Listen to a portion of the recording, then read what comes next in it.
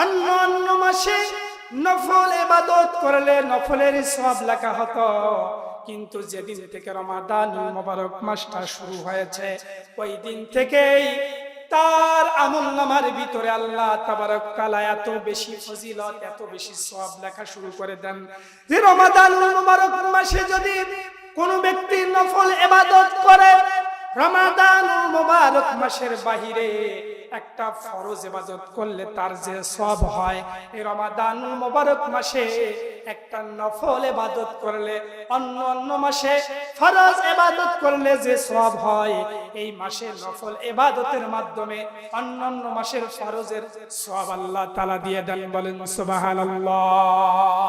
শুধু তাই নয়, শুধু তাই নয়, আল্লাহ তাবারক তাআলা বলেন এই মাসের ভিতরে নফল ইবাদতকে যেহেতু আল্লাহ ফরজের সমতুল্য করে দিয়েছেন, অনুরূপ ভাবে এই মাসের ভিতরে যদি কোনো ব্যক্তি এরকম ভাবে যদি ফরজ ইবাদত করে, আল্লাহ তাবারক তাআলা তার ওই ফরজ ইবাদতের সওয়াবটাকে অন্য অন্য মাসে একটা ফরজ ইবাদত করলে তার একটাই সওয়াব হতো, কিন্তু এই মাসের ভিতরে একটা ফরজ ইবাদতকে আল্লাহ তাবারক তাআলা 70 গুণ বৃদ্ধি করে একটা ফরজ ইবাদত করলে এই মাসের ভিতরে আল্লাহ পাক ওই ইবাদতের সওয়াবটার পরিমাণকে 70 গুণ পর্যন্ত বৃদ্ধি করে দেন। বলেন সুবহানাল্লাহ। আল্লাহুম্মা সাইয়্যিদিনা মাওলানা মুহাম্মদ ওয়া আলা আলি সাইয়্যিদিনা মাওলানা। মাহে রমজান এলো বছর ঘুরে, মুমিন মুসলমানের দারে দারে। মাহে রমজান এলো বছর ঘুরে, মুমিন মুসলমানের দারে দারে। রহমতেরি বাণী নিয়ে, মাগফিরাতের পয়গাম নিয়ে, রহমতেরি বাণী নিয়ে, মাগফিরাতের পয়গাম নিয়ে এলো সবার মাঝে আবার ফিরে। মাহে রমজান এলো বছর ঘুরে, মুমিন মুসলমানের দারে দারে। রহমতেরি বাণী নিয়ে, মাগফিরাতের পয়গাম নিয়ে এলো সবার মাঝে আবার ফিরে। মাহে রমজান এলো বছর ঘুরে। আলহামদুলিল্লাহ, আল্লাহ পাকের দরবারে লাখ কোটি শুকরিয়া এবং সুজুদ পেশ করছি যে মহান রব্বুল আলামিন ইজ্জতুল জালাল আমাদেরকে দয়া করে মায়া করে এই মুহূর্তে আল্লাহ পাকের ঘরে আসার এবং বসার তৌফিক দান করেছেন। সেই সাথে দুনিয়াবি সমস্ত রকম জরুরত থেকে আল্লাহ পাক আমাদেরকে হেফাজত করে আগে আগে মসজিদে আসার এবং বসার তৌফিক দান করেছেন। এজন্য আমরা সকলে দিল থেকে শুকরিয়া আদায় করছি, সকলে পড়ছি আলহামদুলিল্লাহ। এবং বিশ্বনবী সাল্লাল্লাহু আলাইহি ওয়াসাল্লামের প্রতি আমরা সংক্ষিপ্ত আকারে দরুদ পড়ছি, সকলে পড়ছি সাল্লাল্লাহু আলাইহি ওয়াসাল্লাম। সুপ্রিয় উপস্থিতি, আমরা ভূমিকা ছাড়াই আজকের পঠিত আয়াতের উপর আমরা আলোচনা করব। আমি আপনাদের সম্মুখে কোরআনুল কারীম থেকে একটি আয়াত তেলাওয়াত করেছি। কোরআনুল কারীমের সূরা আল বাকারা 183 নম্বর আয়াত। এই আয়াতের উপরে ভিত্তি করে আমরা কিছু গবেষণামূলক কথা বলবো। রমজান মাস কেন্দ্রিক রমাদানুল মুবারক মাসের গুরুত্ব এবং ফাজাইল, এবং এই রমাদানুল মুবারক মাস অন্য অন্য মাসের তুলনায় আল্লাহ তাবারক তাআলার কাছে এত বেশি দামি কেন, এই সংক্রান্ত অল্প সময়ে নির্দিষ্ট টাইমের ভিতরে আমরা আজকের আলোচনার দিকে যাচ্ছি। নির্দিষ্ট টাইমের ভিতরে আমরা আজকের আলোচনা শেষ করব। আমা তৌফিক ইল্লা বিল্লাহ। সর্বপ্রথম দোয়া করি আজকের এই আলোচনার উপরে আল্লাহ পাক যেন আমাকে এবং আপনারা যারা শুনবেন সবাইকে যাতে আল্লাহ পাক আমল করার তৌফিক দান করুন। এজন্য সকলে দিল থেকে পড়ছি আলহামদুলিল্লাহ, আমিন। আল্লাহ কবুল করুক সকলের আল্লাহুম্মা আমিন। সুপ্রিয় উপস্থিতি, আমরা জানি আরবি মাস হলো 12টি। কয়টি? 12টি। বাংলার মাসও হলো 12টি, ইংরেজি মাসও হলো 12টি। তা আরবি 12টি মাসের ভিতরে বা বাংলা 12টি মাসের ভিতরে বা ইংরেজির 12টি মাসের ভিতরে কোন মাসের নাম কি কোরআনুল কারীমের মধ্যে আছে? একটি মাত্র মাসের নাম, সব মাস তো একই যায়, এটার নাম আরবিতে একটা, ইংরেজিতে একটা, বাংলাতে একটা, শুধু ভাষার কম বেশি। কিন্তু এই 12টি মাসের ভিতরে আল্লাহ তাবারক ওয়া তাআলা শুধুমাত্র একটি মাত্র মাসের নাম কোরআনুল কারীমের ভিতরে আল্লাহ পাক লিপিবদ্ধ করে দিয়েছেন। বলেন সুবহানাল্লাহ। এই 12টি মাসের ভিতরে 11টি মাসের নাম আল্লাহ পাক কোরআনুল কারীমের ভিতরে কোথাও বলেননি, শুধুমাত্র একটি মাস। সেই মাসটার নাম কি বলেন তো? রমাদানুল মুবারক মাস। একটু কথার জবাব দিতে হবে আজকের আলোচনায়।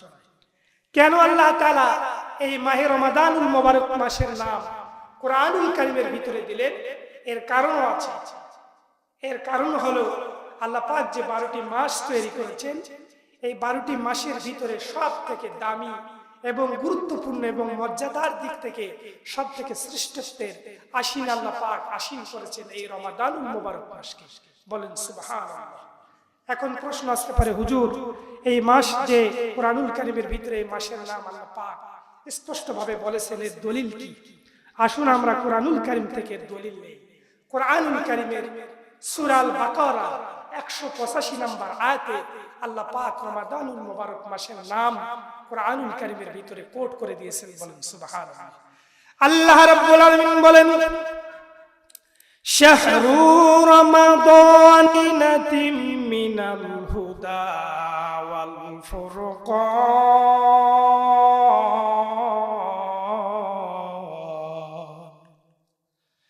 আল্লাহ রাব্বুল আলামিন বলেন, এই কোরআনুল কারীমের ভিতরে আমি রব্বুল আলামিন 12টি মাসের কথা বলেছি তোমাদের জন্য। 12টি মাসকে আমি নাজিল করেছি, কিন্তু এই 12টি মাসের ভিতরে সব থেকে মর্যাদাপূর্ণ মাস এবং গুরুত্বের দিক থেকে সব থেকে গুরুত্বপূর্ণ মাস হলো রমাদানুল মুবারক মাস। এই মাসের নাম কোট করে আল্লাহ পাক বলেন, শাহরু রমাদান আল্লাযী উনজিলা ফীহিল কুরআন। এমন একটি মাস রমাদানুল মুবারক মাস, এই মাসের ভিতরে আল্লাহ রাব্বুল আলামিন কোরআনুল কারীম নাজিল করে দিয়েছেন, যে কোরআনুল কারীম হলো মানুষের জন্য পথ প্রদর্শক এবং এই কোরআনুল কারীম হলো সত্য এবং মিথ্যার পথ প্রদর্শক। বলেন সুবহানাল্লাহ। তাহলে আমরা বুঝতে পারলাম কোরআনুল কারীমের ভিতরে আল্লাহ পাক একটি মাসের নামই ব্যবহার করেছেন, উল্লেখ করেছেন। সেই মাসটার নাম কি? রমাদানুল মুবারক মাস। এই মাসের নাম আল্লাহ পাক কোরআনে কেন দিলেন? এর অনেকগুলো গুরুত্ব, এর অনেক তাৎপর্য। এর ভিতরে এক নম্বর তাৎপর্য হলো যে এই মাসের ভিতরে আল্লাহ পাক কোরআনুল কারীমকে নাযিল করেছেন। বলেন সুবহানাল্লাহ।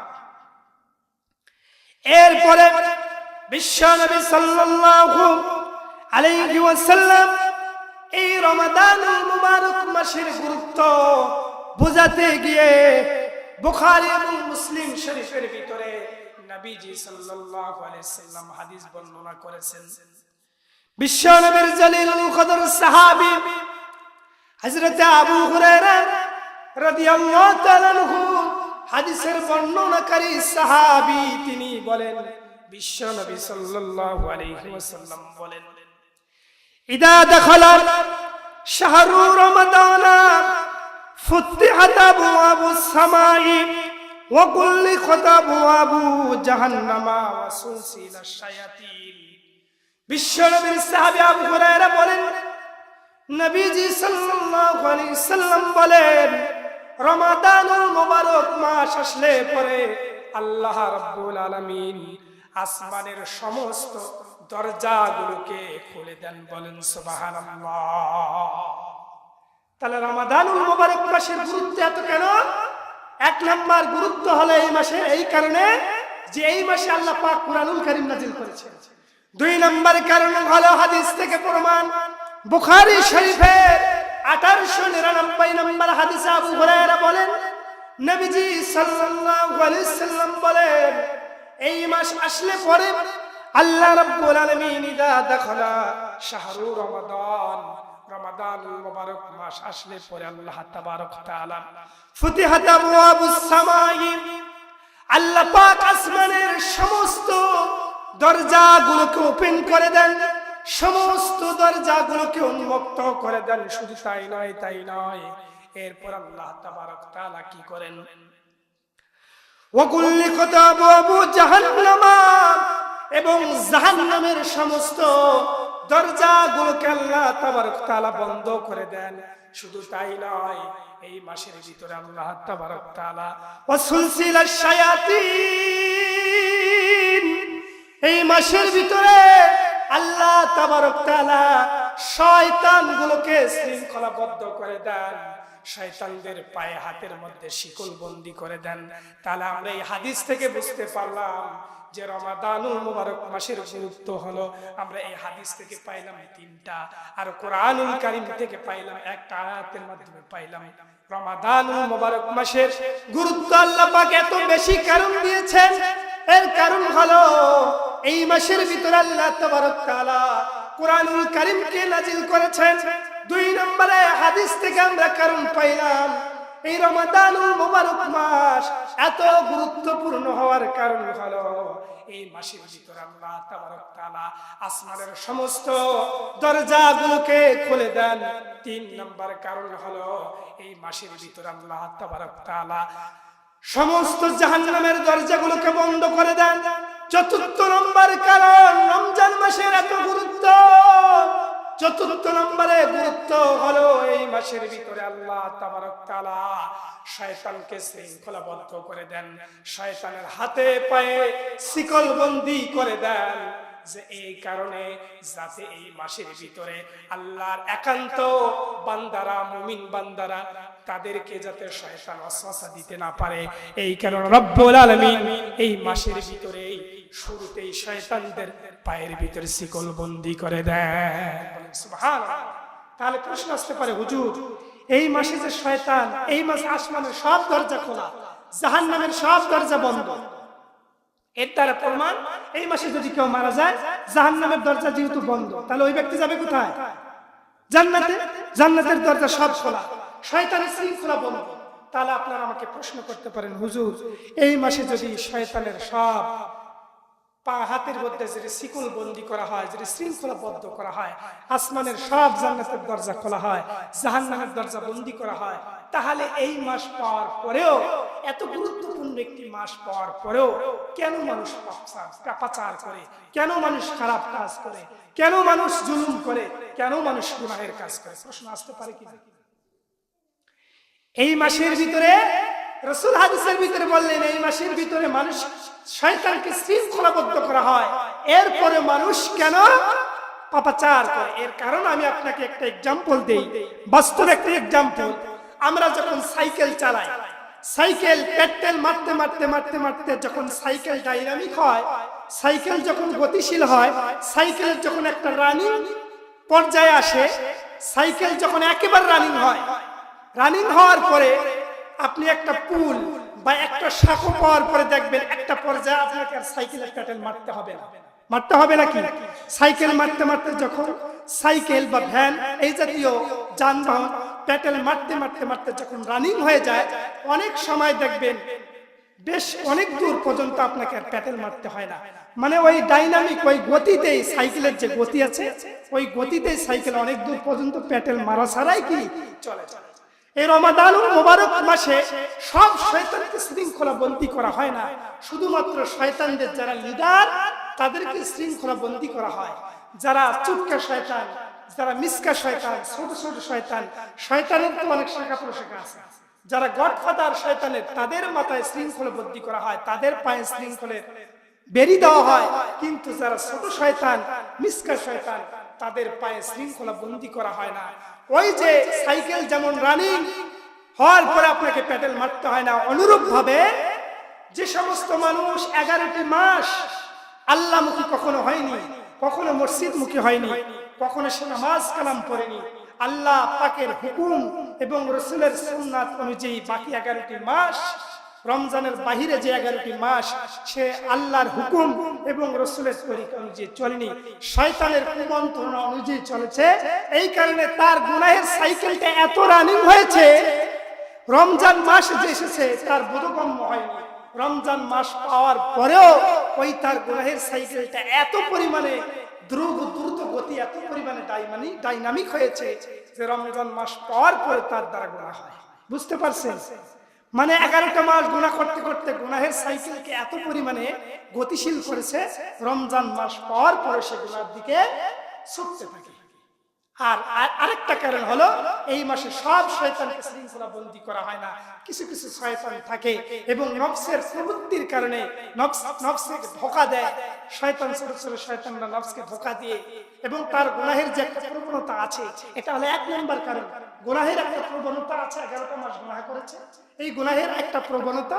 আর 2 নম্বর হলো ছোট ছোট শয়তান তার নফসকে ধোঁকা দেয়। এই 2 কারণে রমাদানুল মুবারক এত গুরুত্বপূর্ণ একটি মাস, এত বরকতপূর্ণ একটি মাস, এত ফজিলতপূর্ণ একটি মাস পাওয়ার পরে কিছু কিছু মানুষ গুনাহের কাজের ভিতরে লিপিবদ্ধ হয়ে যায়। বুঝতে পারছেন? এজন্য এই মাসে আমাদেরকে আজকে থেকেই, রমজান মাস শুরু হওয়ার আগে আমাদের প্রস্তুতি নিতে হতো যে রমাদানুল মুবারক মাস আসতেছে, আমাকে প্রস্তুতি নিতে হবে, আমাকে রবের দিকে ফিরে যেতে হবে, আমার রব আমাকে ডাকতেছে। এই মাসটা হলো এমন একটি মাস, এই মাস হলো গুনাহ মাফের মাস। এই মাস কি? গুনাহ মাফির মাস। এই মাসে যারা রমাদানুল মুবারক মাসে যারা রোজা রাখবে, আল্লাহ তাবারক তাআলা এই মাসটার ভিতরে তার প্রতি কদমে আল্লাহ তাআলা নেকি রেখেছেন, প্রত্যেকটি কাজে আল্লাহ পাক বরকত তৈরি করেছেন।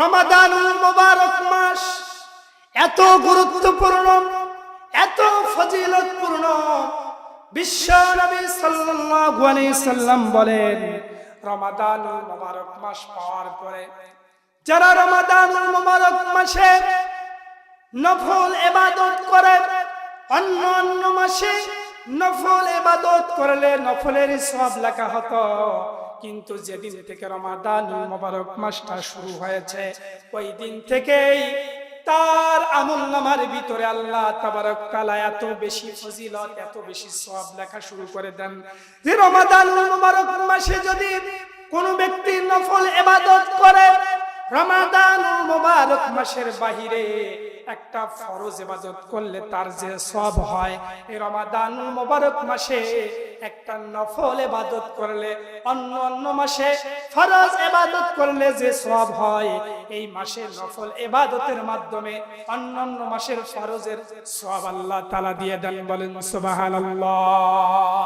শুধু তাই নয়, আল্লাহ তাবারক তাআলা বলেন এই মাসের ভিতরে নফল ইবাদতকে যেহেতু আল্লাহ ফরজের সমতুল্য করে দিয়েছেন, অনুরূপ ভাবে এই মাসের ভিতরে যদি কোনো ব্যক্তি এরকম ভাবে যদি ফরজ ইবাদত করে, আল্লাহ তাবারক তাআলা তার ওই ফরজ ইবাদতের সওয়াবটাকে অন্য মাসে একটা ফরজ ইবাদত করলে তার একটাই সওয়াব হতো, কিন্তু এই মাসের ভিতরে একটা ফরজ ইবাদতকে আল্লাহ তাবারক তাআলা 70 গুণ বৃদ্ধি করে, একটা ফরজ ইবাদত করলে এই মাসের ভিতরে আল্লাহ পাক ওই ইবাদতের সওয়াবটার পরিমাণকে 70 গুণ পর্যন্ত বৃদ্ধি করে দেন। বলেন সুবহানাল্লাহ।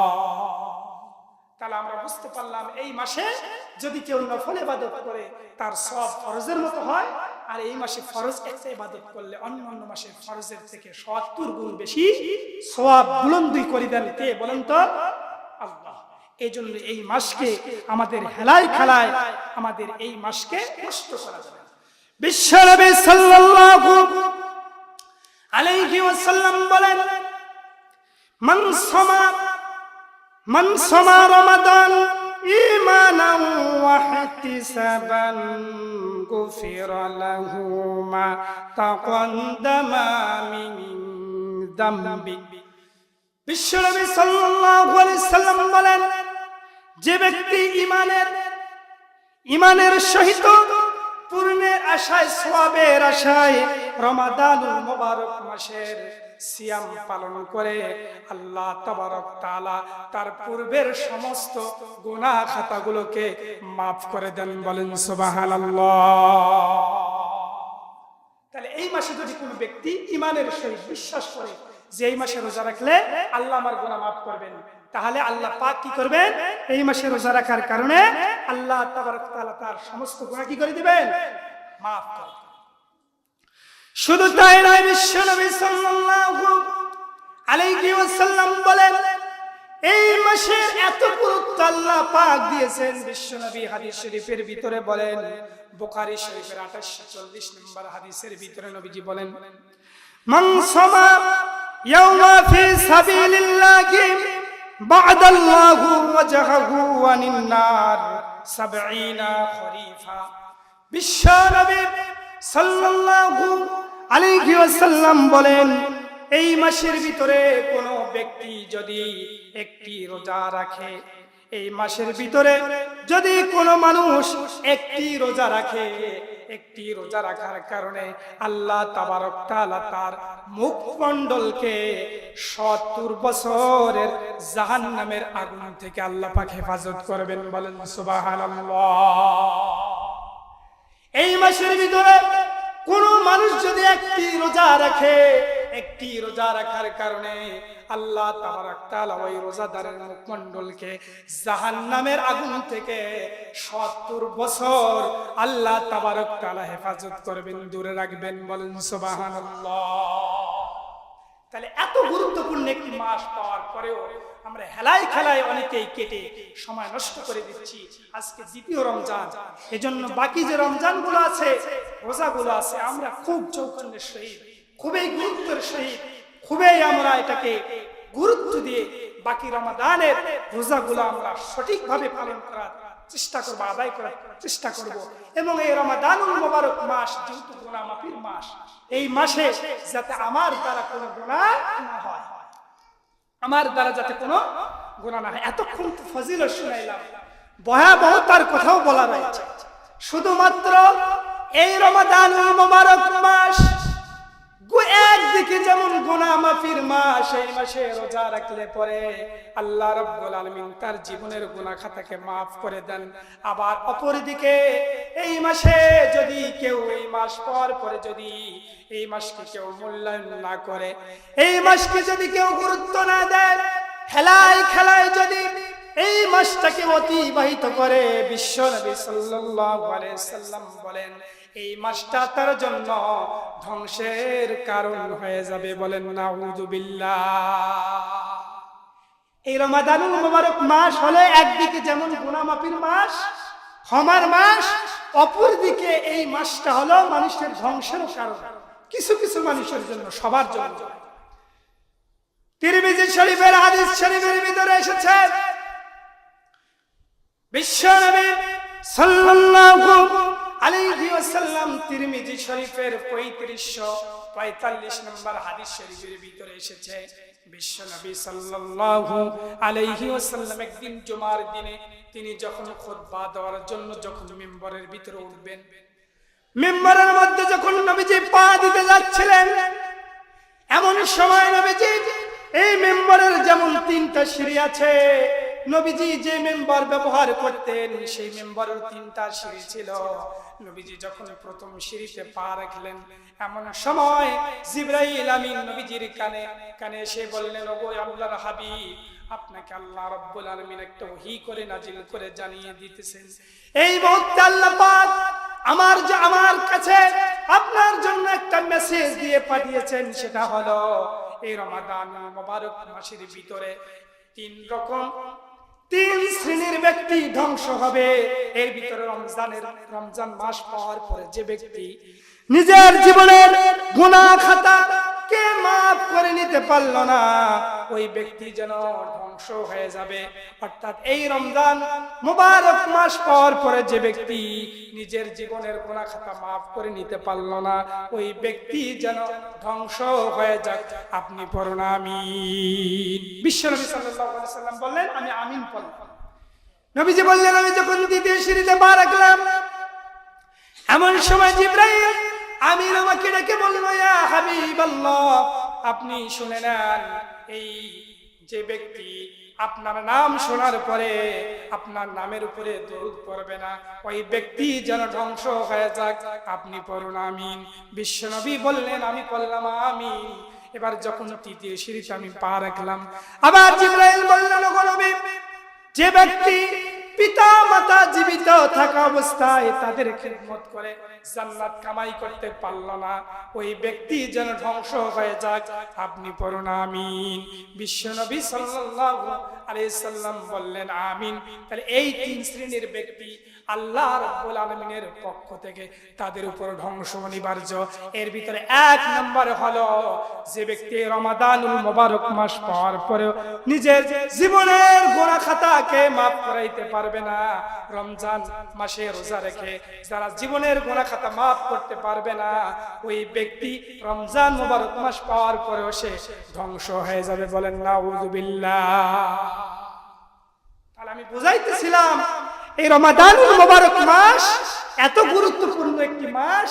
এই মাসের গুরুত্বকে বুঝাইতে গিয়ে আল্লাহ পাক 12টি মাসের ভিতরে শুধুমাত্র কেবলমাত্র একটি মাসকে কোরআনুল কারীমের ভিতরে আল্লাহ পাক কোট করে দিয়েছেন। সেই মাসটার নাম কি? সেই মাসটার নাম হলো রমাদানুল মুবারক মাস। যেই মাসটার নাম আল্লাহ পাক কোরআনুল কারীমের ভিতরে দিয়েছেন। 12টি মাসের ভিতরে শুধুমাত্র কেবলমাত্র একটি মাসের নাম আল্লাহ পাক কোরআনুল কারীমের ভিতরে দিয়েছেন, সেটার নাম হলো কি? রমাদানুল মুবারক মাস। এই রমাদানুল মুবারক মাসে এই রোজাকে আল্লাহ পাক ফরজ করেছেন। কি করেছেন? ফরজ করেছেন।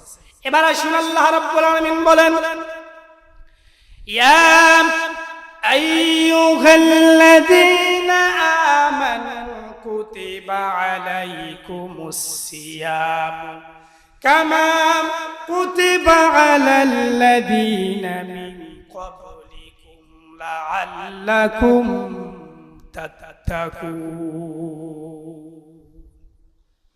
আল্লাহ রাব্বুল আলামিন বলেন, ইয়া আইয়ুহাল্লাযীনা আমানু, ওহে যারা তোমরা ঈমান এনেছো, শুনে নাও, কুতিবা আলাইকুমুস সিয়াম, তোমাদের উপরে আমি রমাদানুল মুবারক মাসে রোজাকে ফরজ করে দিয়েছি। শুধুমাত্র তোমাদের উপরে এই মাসে রোজাকে ফরজ করি নাই, শুধুমাত্র তোমাদের উপরে এই রমাদানুল মুবারক মাসে রোজাকে ফরজ করা হয়েছে তা নয়, তোমাদের পূর্বে যারা এসেছিল তাদের উপরে কামা কুতিবা আলাল্লাযীনা মিন ক্বাবলিকুম লাআল্লাকুম তাত্তাকুন। শুধুমাত্র তোমাদের উপরে এই রোজাকে ফরজ করা হয়নি, তোমাদের ইতিপূর্বে যারা এসেছিল, অন্য অন্য বংশে যারা এসেছিল তোমাদের পূর্বে, তাদের উপরে এই রোজাকে ফরজ করা হয়েছিল। এখন প্রশ্ন আসতে পারে, এই রোজা কেন ফরজ? এই আয়াতের শেষের দিকে আল্লাহ তাবারক তাআলা সে কথাটাও জানিয়ে দিয়েছেন, লাআল্লাকুম তাত্তাকুন।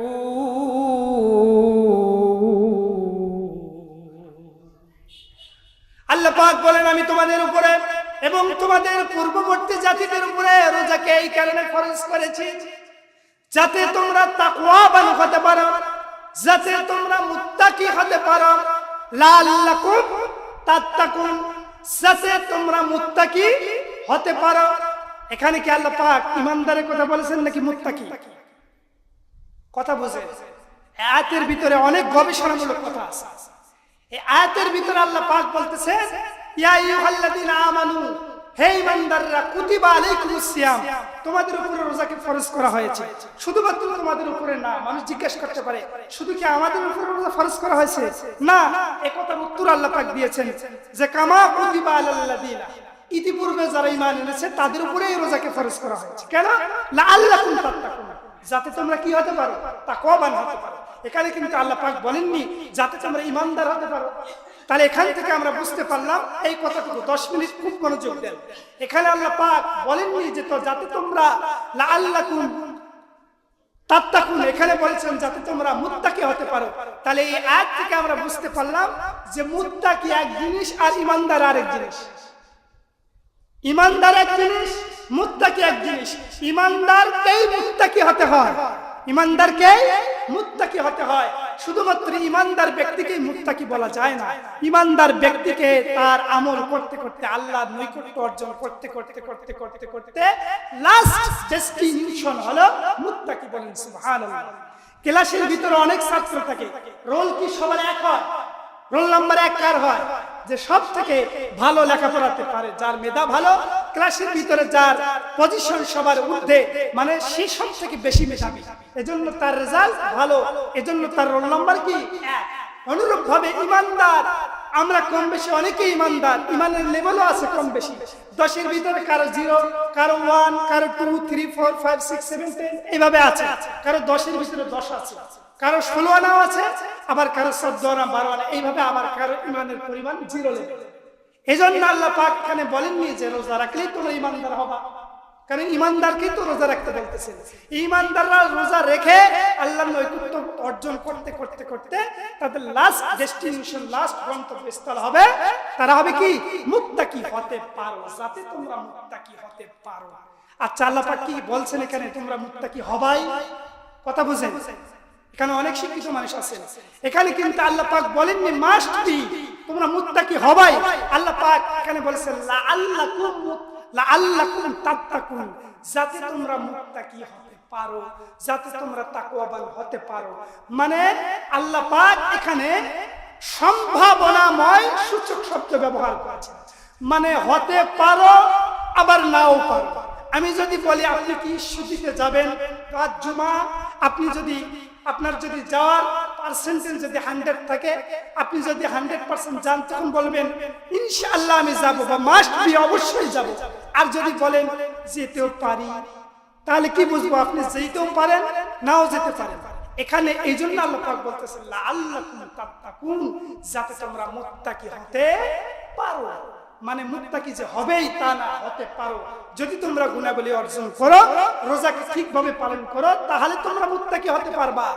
আর যদি রোজা রাখা অবস্থায় তোমরা রোজার পূর্ণাঙ্গ হক যদি আদায় না করো, তাহলে তোমরা মুত্তাকি হতে পারবা। এখন আসুন, আমাদের সমাজে রোজা বলতে আমরা কি বুঝি? আমরা সাধারণ মানুষ রোজাকে কি রকম ভাবে মিন করি, কি রকম রোজাকে কিভাবে আমরা সংজ্ঞায়িত করেছি? আমরা মনে করি শুধুমাত্র সিহরিতে একটু সিহরি খাইলাম, সিহরি খাওয়ার পরে আবার ইফতার করলাম, এই যে মাঝখানে, এখন তো 12 ঘন্টা রোজা। এবারকার রোজা তো অনেক সহজ, অল্প সময় এবং ঠান্ডার ভিতরে রোজা। এইটুকু মনে হয় শুধু উপবাস। আমাদের কাছে রোজার সংজ্ঞা হলো শুধুমাত্র উপবাস থাকার নাম এবং স্ত্রী সঙ্গম থেকে বিরত থাকার, এই সময়ের ভিতরে বিরত থাকার নাম মনে হয় রোজা। না, রোজার সংজ্ঞা শুধুমাত্র এটা না যে আপনি সুবহে সাদিক থেকে সূর্যাস্ত পর্যন্ত না খেয়ে থাকলেন, উপবাস থাকলেন, এটার নাম শুধু রোজা না, বরঞ্চ আপনার পুরা বডিকে আপনার সমস্ত রকম ফায়সা, খারাপ কাজ থেকে আপনাকে বিরত রাখার নাম হলো রোজা। রোজা বলা হয় ওইটাকে যে সমস্ত দ্রব্য চিবিয়ে খাওয়া যায় এবং যে সমস্ত দ্রব্যকে চিবিয়ে খাওয়া যায় না, এগুলো থেকে বিরত থাকা। এর ভিতরে পানি জাতীয় দ্রব্য, এগুলো কিন্তু চিবিয়ে খাওয়া যায় না, কিন্তু এর খাদ্যমান আছে। দেখবেন অনেকে রোজা থাকার পরে গুল মাখে, সিগারেট খায়, বলে এগুলো তো চিবিয়ে খাওয়া যায় না। না, চিবিয়ে খাওয়া যায় এবং চিবিয়ে খাওয়া যায় না। এই সমস্ত যার খাদ্যদ্রব্য মান আছে, এটাকে মানুষ খাদ্য বলে। এই সমস্ত খাদ্যদ্রব্য থেকে এরকম বিরত থাকার নাম এবং স্ত্রী সঙ্গম থেকে বিরত থাকার নাম হলো রোজা। এটা হলো এক প্রকার। আরেক প্রকার রোজার সংজ্ঞা হলো আমার পুরা বডিকে, রোজা মানে হলো বিরত থাকা। রোজা মানে কি? রমাদান শব্দটি রমদুন ধাতু থেকে এসেছে। রমদুন শব্দের অর্থ হলো জ্বালিয়ে দেওয়া, পুড়িয়ে দেওয়া, সারখার করে দেওয়া। প্রশ্ন হতে পারে, রমাদানুল মুবারক মাসে রমজান কি জ্বালিয়ে দেয়, রমজান কি পুড়িয়ে দেয়, রমজান কি ধ্বংস করে?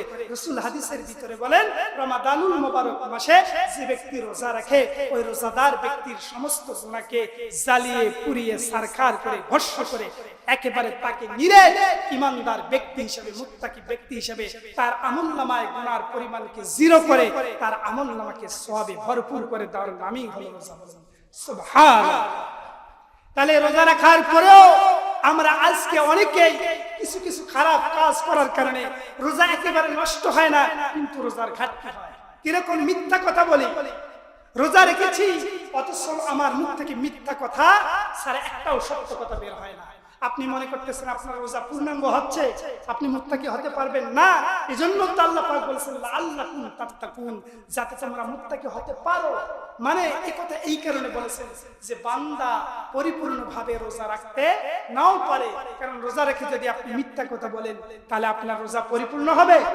রোজা রেখে গীবত করতেছেন তাহলে আপনার রোজা পরিপূর্ণ হবে। রোজা রেখে মানুষের পরনিন্দা করতেছেন, সমালোচনা করতেছেন, তাহলে আপনার রোজা পরিপূর্ণ হবে না। মানুষের গীবত করা কি মৃত্যু ভয়ে নিজের আপন ভাইয়ের গোশত খাওয়ার সমতুল্য গীবত। এই রোজা রেখেও আমরা অনেকে গীবত ছাড়তে পারতেছি। এরকম সমাজে মুসলমান নাই। বিশ্ব নবীর সাহাবী হযরত ওমর এবং আবু বকর কোন এক সফরের মধ্যে তারা বের হয়েছেন, তাদের সঙ্গে একজন খাদেম ছিল। কথায় কথা মনে আসলো জন্য হাদিসটা বলতেছি।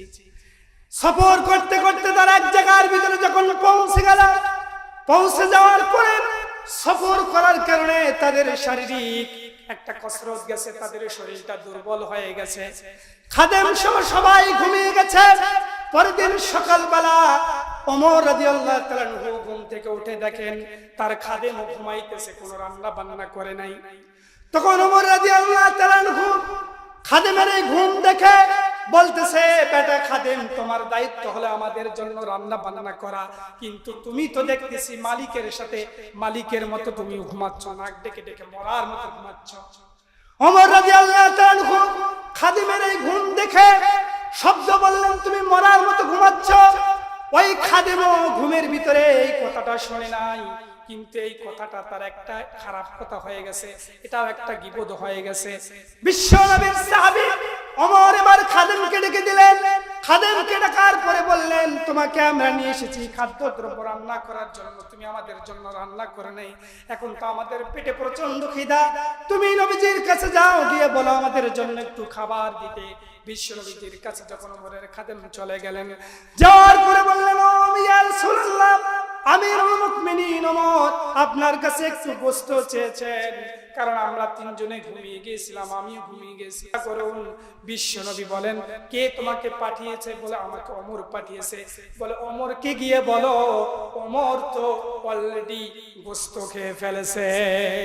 খাদেম এবার গিয়ে বলে, ওগো আমিরুল মুমিনিন, আপনি নবীজির কাছে আমাকে গোশত আনার জন্য পাঠাইলেন, নবীজির কাছে যে গোশত চাইলাম, নবীজি তো বললো ওমর অলরেডি গোশত খেয়ে ফেলছে। এটা আবার কেমন কথা? আমি তো রান্না বান্নাই করি। ওমর আবার খাদেমকে নিয়ে বিশ্ব নবীজির কাছে আসলো। আসার পরে ঘটনা যখন বয়ান করলো, তখন নবীজি বললেন, ওমর রে, তোমার খাদেম যখন, আমি খাদেমকে নবীজি এবার ওমরকে বললেন, ওমর রে, তোমার খাদেম যখন আমার কাছে গোশত দেওয়ার জন্য তুমি পাঠিয়ে দিয়েছো, আমি তাকে বলেছি ওমর অলরেডি গোশত খেয়ে ফেলেছে। এই কথা বলার কারণ হলো, তুমি যখন তোমার খাদেম ঘুমাইতেছিল তখন তুমি বলতেছিলা যে আমার এই খাদেম মরার মতো ঘুমাইতেছে। এটা যদি তার জাগ্রত অবস্থায় তুমি যদি তাকে বলতা, তাহলে কি সে মন খারাপ করতো কিনা? বলেন তো, এই কথা যদি কাউকে বলা হয়, লোকটা মরার মতো ঘুমাচ্ছে, তাহলে কি লোকটা সবাই মন খারাপ করবে না? এটাও তার একটা কি খারাপ গুণ বললেন আপনি, এটাও তার একটা পরনিন্দা হলো। রাসূল বললেন, ওমর তুমি তোমার খাদেমের খারাপ গুণ বলেছো। ঘুম একটা ইবাদত, এই ঘুমকে তুমি খারাপ একটা কাজের সঙ্গে তুলনা করেছো, এই কারণে তুমি তার গীবত করেছো, পরনিন্দা করেছো। আর তুমি কি জানো না যে পরনিন্দা করলে মৃত্যু ভয়ের গোশত খাওয়ার সমতুল্য হয়? এই জন্য আমি নবীজি বলেছি ওমর তো অলরেডি গোশত খেয়ে ফেলেছে, মানে পরনিন্দা করার কারণে তুমি তোমার মৃত্যু ভয়ের গোশত খাওয়ার সমতুল্য হয়ে গেছো। এই জন্য এই রমাদানুল মুবারক মাস পাওয়ার পরে আমরা গীবত যারা এখন ছাড়তে পারতেছি না, আমাদেরকে বুঝতে হবে যে আমাদের রমজানের রোজা পরিপূর্ণ হচ্ছে না। আমরা এখন মিথ্যা ছাড়তে পারতেছি না, মানে আমাদের রোজা পরিপূর্ণ হচ্ছে না। আমরা রমজান মাস পর পরেও রোজা থাকা অবস্থায় আমরা মানুষের প্রতি জুলুম করতেছি। কিরকম জুলুম? ব্যবসায়ীরা এই রমাদানুল মুবারক মাসকে কেন্দ্র করে তারা আগে থেকে পণ্য মজুত করে রেখে দিয়েছে। এরকম ইস্যুতে আপনাদের দোকানদার নাই, ব্যবসায়ী নাই? দেখবেন রমজান মাস আসার পূর্বে তারা বিভিন্ন রকম রমাদানুল মুবারক মাসে মানুষের নিত্য পণ্যের যে সমস্ত যেগুলো জিনিস জরুরি পণ্য, এই পণ্যগুলো আগে থেকেই তারা মজুত করে রাখে এবং রমজান মাস আসার সঙ্গে সঙ্গে দাম বাড়িয়ে দেয় কিনা?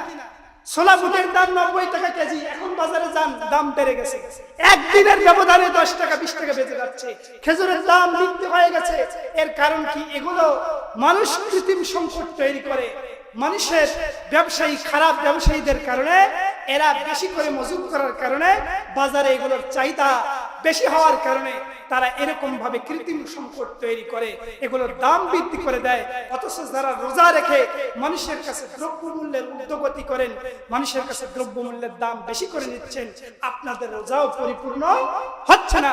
বিশ্বনবী সাল্লাল্লাহু আলাইহি ওয়াসাল্লাম বলেন, মান গাসসানা ফালাইসা মিন্না, যে ব্যক্তি এরকম মানুষের সঙ্গে প্রতারণা করে ওই ব্যক্তি আমার উম্মতের অন্তর্ভুক্ত নয়। এবং যে ব্যক্তি এরকম খাদ্যদ্রব্য মজুত করে কৃত্রিম সংকট তৈরি করে, সে ব্যক্তি যেন পাপ করলো, সে ব্যক্তি পাপী, সে ব্যক্তি গুনাহ করতেছে। এই জন্য রমজান মাস পর পরও যারা আমরা সিন্ডিকেট করে রেখেছি, একেবারে গ্যাসের বোতল থেকে শুরু করে নিত্য প্রয়োজনীয় যে সমস্ত দ্রব্যাদি, এগুলোর দাম আমরা যারা বৃদ্ধি করে দিয়েছি, আমরা অবশ্যই খারাপ কাজ করতেছি। এবং রাসূল বলেন, যারা এই কাজ করে তারা আমার অন্তর্ভুক্ত নয়। এবং রাসূল আরো একটি সাংঘাতিক হাদিস বলেছেন, এটা বলে আলোচনা শেষ করব। বিশ্বনবী সাল্লাল্লাহু আলাইহি ওয়াসাল্লাম বলেন, যে সমস্ত ব্যক্তিরা বা ব্যবসায়ীরা এরকম মানুষের নিত্যদ্রব্য পণ্যাদি এরকম ভাবে মজুদ করে, কৃত্রিম সংকট তৈরি করে, মানুষের কাছে পণ্যের দাম এরকম ভাবে বৃদ্ধি করে দেয়, যারা বাজার দরকে হস্তক্ষেপ করে দাম বাড়িয়ে দেয়, বিশ্বনবী সাল্লাল্লাহু আলাইহি ওয়াসাল্লাম বলেন, আল্লাহ রাব্বুল আলামিন ওই ব্যক্তিদের উপরে কাল কিয়ামতের ময়দানে আল্লাহ রাব্বুল আলামিন ওই ব্যক্তিদেরকে জাহান্নামের আগুনের মধ্যে আল্লাহ পাক তাদেরকে নিক্ষেপ করে দিবেন। বলেন নাউযুবিল্লাহ। এখানে অনেকেই ব্যবসায়ী আছেন, এই হাদিস প্রমাণ করে, মুসনাদ আহমদের হাদিস, যে ব্যক্তি কৃত্রিম সংকট তৈরি করতেছেন, যারা অতিরিক্ত রমজান মাস আসার কারণে অতিরিক্ত দাম মানুষের কাছ থেকে বেশি করে নিচ্ছেন, তারা কাল কিয়ামতের ময়দানে আল্লাহ তাদেরকে জাহান্নামের মধ্যে নিক্ষেপ করবেন। ওই দিন আপনার রোজা আপনাকে জাহান্নামের আগুন থেকে বাঁচাইতে পারবে না। এই জন্য আমি বলি, সমস্ত প্রকার সিন্ডিকেট ভেঙে মানুষের নিত্য প্রয়োজনীয় পণ্যের দাম মানুষের সহজ মূল্য করা, এটাও একটা কি ইবাদত, এটাও একটা কি ইবাদত। এই জন্য রোজা রেখে আমরা সমস্ত রকম খারাপ কাজ, মিথ্যা, চগলখুরি, অন্যায়, অবিচার, প্রতারণা, পরনিন্দা, গীবত, এরকম হারাম সমস্ত কাজ থেকে আল্লাহ পাক আমাদেরকে হেফাজত করে রমাদানুল মুবারকের, পুরা রমাদানুল মুবারক মাসটা আমাদেরকে আল্লাহ পাক পরিপূর্ণ ইবাদতের ভিতরে কাটিয়ে দেওয়ার তৌফিক দান করুক। ওয়া আখির দাওয়ানা আলহামদুলিল্লাহি রাব্বিল আলামিন। যারা সুন্নাত পড়েননি তারা কাবলাল জুমার সারা সুন্নাত পড়বেন।